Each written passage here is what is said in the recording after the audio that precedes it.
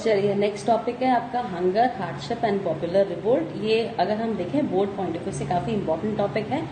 ये कई बार board exams में आ चुका है, तो ध्यान से इसको समझना कि 1830s के टाइम पर ऐसा टाइम था जब पूरे यूरोप के अंदर इकोनॉमिक हार्डशिप्स वगैरह आ रहे थे।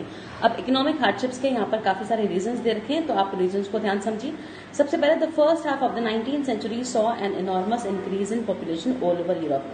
19th सेंचुरी का जो फर्स्ट हाफ था, इसमें पूरे यूरोप में काफी सारी पॉपुलेशन बढ़ रही थी, और इस वजह से हुआ ये कि in most countries there were more seekers of job than employment. Problem ये आ गई थी कि जॉब पाने वाले लोग ज्यादा हो गए थे, जबकि जॉब अपॉर्चुनिटीज काफी कम हो गई थी। उसके अलावा पॉपुलेशन जो थी वो रूरल एरियाज से शहर की तरफ माइग्रेट हो रही थी, और यहाँ पर आके इनको मजबूरी में ओवर क्राउडेड भीड़ भाड़ वाले स्लम्स में रहना पड़ा।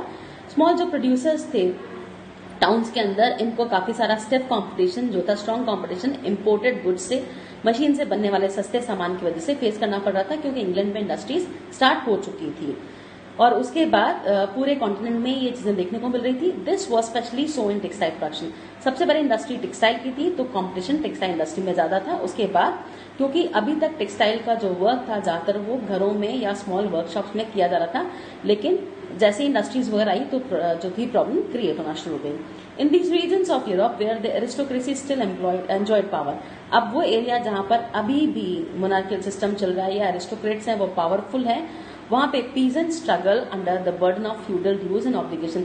वहां पे काफी सारे एलिगेशंस, काफी सारी ऑब्लिगेशंस, काफी सारे ड्यूज वगैरह जो थे किसानों के ऊपर राजाओं के द्वारा लगा रखे थे, तो उनको ज्यादा प्रॉब्लम हो रही थी। The rise of food prices और a year of bad harvest. अब अगर क्या बोलते हैं फूड के दाम बढ़ जाएं या फसलें आपकी खराब हो जाए, तो उस वक्त जो कंडीशन थी और ज्यादा खराब हो जाती थी, चाहे शहर हो चाहे गांव हो।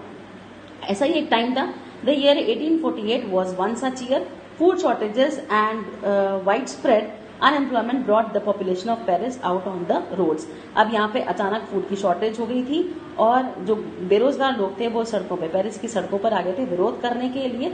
काफी सारे बैरिकेड्स वगैरह लगाए गए। जो लुइस फिलिप राजा था वो यहाँ से भाग गया, लेकिन प्रॉब्लम क्या हुई, वो यहाँ से भाग तो गया, नेशनल असेंबली जो थी वो दोबारा बनाई गई।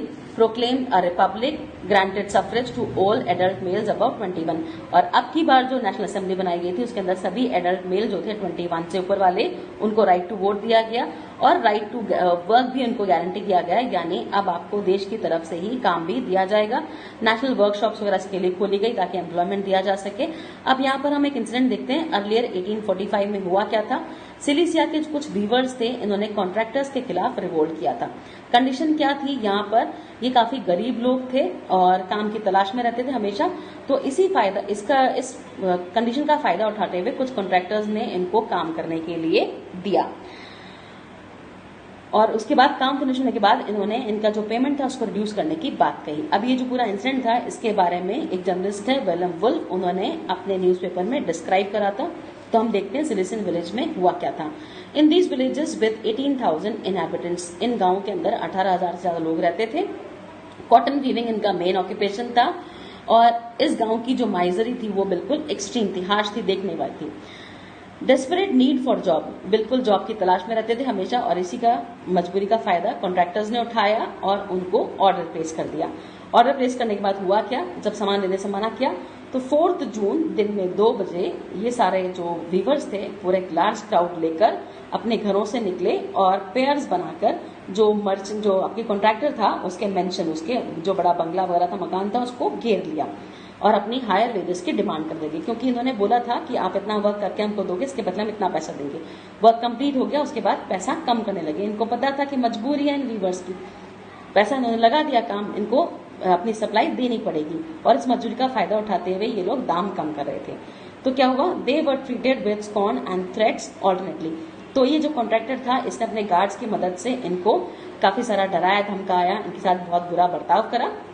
लेकिन इसी बीच group of them force their way into the house, लेकिन कुछ वीवर्स जो थे मौका पाकर घर में घुस गए, और इसकी जो कीमती विंडोज थी, पेंट्स, फर्नीचर, पोर्सिलन, जो पॉटरीज वगैरह जो थी, उन सबको तोड़ फोड़ दिया। उसके बाद कुछ लोग इसमें से उनके स्टोर हाउस में, गोडाउन में घुस गए, और वहां पे जितनी भी सप्लाई पड़ी हुई थी उसको लूट लिया। लूटने के बाद उसको टुकड़ों टुकड़ों में कन्वर्ट कर दिया, tore into shreds. The contractor fled with his family, तो यहाँ पर भी कॉन्ट्रैक्टर को मजबूरी में अपनी फैमिली के साथ पास वाले गांव में भागना पड़ा।